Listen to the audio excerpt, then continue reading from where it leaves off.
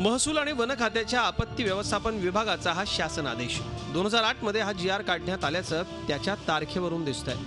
शासकीय इमारतींवर वीजरोधक यंत्रणा बसवाव्यात असं या GR मध्ये म्हटलंय।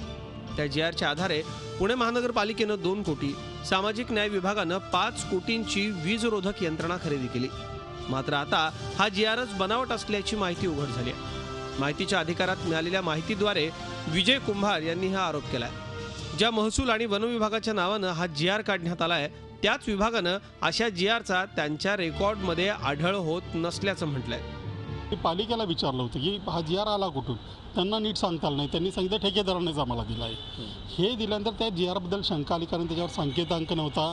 त्याच्यामुळे मला वाटलं की ते काहीतरी गडबड असेल, म्हणून मी त्या संदर्भात शासनाकडे RTI टाकला की ह्या GR संदर्भात GR कधी निघाला, या GR संदर्भातल्या फाईल नोटीस वगैरे सगळी माहिती मला देण्यात यावी। 1.5-2 वर्ष शासनाने काही दिलं नाही। पुणे महानगरपालिका आणि सामाजिक न्याय विभागानं खरेदी केलेली ही फक्त 2 उदाहरणं आहेत। त्या व्यतिरिक्त नवी मुंबई महानगरपालिका आणि शासनाच्या इतर विभागांनी मिळून सुमारे 100 कोटी रुपयांची वीजरोधक यंत्रणा खरेदी केली आहे, तीही याच बनावट GRच्या आधारे। GRच बनावट असल्यानं या खरेदीत इतरही अनेक गैरप्रकार झाले असण्याची शक्यता आहे आणि तसे ते झालेतही। बनावट असला तरी या GR मध्ये जिल्ह्यात फक्त 2च ठिकाणी वीज अटकाव यंत्रणा बसवावी असं म्हटलं आहे। पुणे महापालिकेच्या शिक्षण मंडळानं मात्र 40 शाळांवर आणि सामाजिक न्याय विभागानं त्यांच्या सर्वच कार्यालयांवर ही यंत्रणा बसवली आहे। तसंच एक वीज अटकाव यंत्र बाजारात 40,000 रुपयांपर्यंत उपलब्ध आहे। सामाजिक न्याय विभागानं मात्र 2,55,000 रुपये आणि पुणे महापालिकेच्या शिक्षण मंडळानं मात्र तब्बल 4.5 लाख रुपयांना एक यंत्र खरेदी केलं आहे।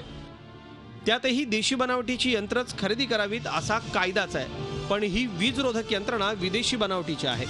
विदेशी कंपनीचा शिक्का त्यावर असला तरीही यंत्रच विदेशी कंपनीची आहेत का यावरही शंकाच आहे, असा कुंभार यांचा आरोप आहे। एकूणच प्रकार हा GR काही एकमेव अशातला भाग नाही आहे, कारण ही यांनी अनेक ठिकाणी अशी खरेदी केलेली असणार आहे। त्यामुळे यामध्ये जे दोषी आहेत त्या सर्वांवर कारवाई करावी आणि आणखी अशा प्रकारे कुठे कुठे खरेदी केली, माझ्या माहितीप्रमाणे पुण्यात केली होती, नवी मुंबईमध्ये केलेली होती, आणखी अशा ठिकाणी अशी केली जाते, त्याची सगळ्यांची चौकशी करून त्यांच्यावर कडक कारवाई करावी।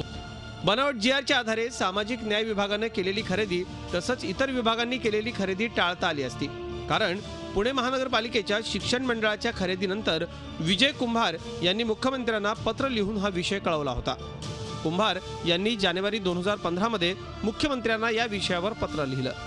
सामाजिक न्याय विभागानं त्यानंतर 8 महिन्यांनी म्हणजेच ऑगस्ट 2015 मध्ये खरेदी केली।